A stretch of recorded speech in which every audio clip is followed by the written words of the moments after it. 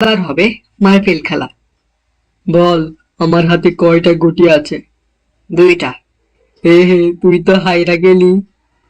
দাদু, আমায় দিতে দাও, না হলে তোমার সিক্রেট বলে দেবো।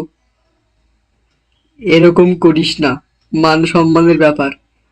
এই নে, তুই জিতে গেছস, যা। এরপর বুড়া গুলি খায়।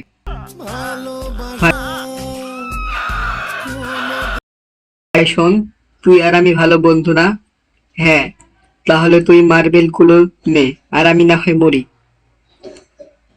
আমি জিতছি, এই নেন মার্বেল। কিরে, মার্বেল কই? এগুলো তো পাথর। শালা মীর জাফর, নিজে বাঁচলে বাপের নাম। এইদিকে খেলা দেখতে আমেরিকা থেকে কিছু স্পেশাল গেস্ট আসে। ভাইজান, আপনাদের আসতে কোনো সমস্যা হয়নি তো? আরে কি বলবো, হেলিকপ্টারে একটা ব্যবস্থা করেন। কেন? হেলিকপ্টারে মুদ চেপেছিল, পরে হেলিকপ্টার থেকেই সমুদ্রে মূত্র বিসর্জন করতে হয়েছে।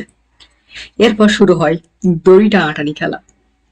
জোরসে বলো হেইয়ো, আরো জোরে হেইয়ো, জোরসে বলো হেইয়ো, আরো জোরে। তোমার চোখগুলো অ্যাঞ্জেলের মতো, হাতগুলো মাখনের মতো। আমায় একটু তেল মালিশ করে দিবি? শুনেন, এখানে মালিশ করা যাবে না, মান সম্মানের ব্যাপার। চলেন একটু অন্য রুমে যাই। বেটা বুড়া, তেল মালিশ করবি না? ভাই মাইরেন না, আমায় সব খুলে বল, না হলে তোর চরকায় গুলি ঢুকিয়ে দেবো। এদিকে শুরু হয় গ্লাস খেলা, যেখানে ভুল গ্লাসে পা পড়লেই মরবে। 1 নম্বর প্লেয়ার আসেন।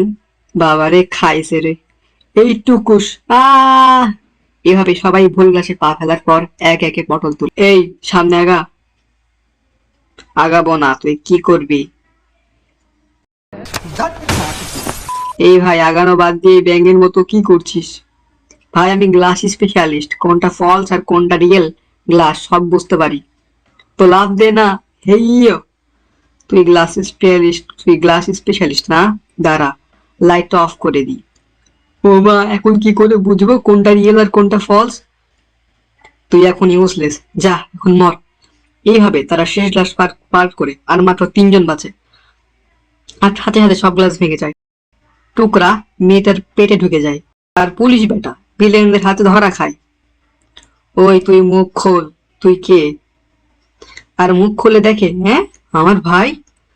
তখনই ভাই ভাইকে ঢিসকাও। আর এদিকে সাঙ্গু মেয়েটিকে মরার ওপর খড়ার ঘা দিয়ে মেরে ফেলে। এটা দেখে শিউং রেগে যায় এবং সাঙ্গুকে মারতে ধরে। অবশেষে শুরু হয় শেষ গেম, যার নাম স্কুইড গেম। এই গেমে কোনো রুলস নাই, শুধু কপাকপি হবে। তাদের দুইজনের মধ্যে শুরু হয় কোপাকপি। শিউং সাঙ্গুকে হারায়, কিন্তু ভদ্রলোক হওয়ায় মারতে চায় না। কিন্তু সাঙ্গু বিবেক দংশনে নিজেই নিজের গলায় চাকু লাগিয়ে মরে যায়। আর শিউং জিতে যায় কোরিয়ান 45.6 বিলিয়ন উন, যা বাংলাদেশে আমি হিসাব করে দেখেছি 450 কোটি টাকা। টাকা নিয়ে বাড়িতে এসে দেখে তার মা অলরেডি মরে গেছে। তার মানে এই 456 কোটি টাকা তার কাছে আর কোনো মূল্যই নাই, কারণ এই জন্য তো খেলতে খেলতে আসছিল। এরপর ঘটে আসল টুইস্ট। 1 বছর পর শিউং একটা ঠিকানা পায়, সেই ঠিকানা যেয়ে দেখে বুড়ো বেঁচে আছে। তুই বেঁচে আসিস কিভাবে বুড়া? আসলে গেমের ক্রিয়েটার তো আমি।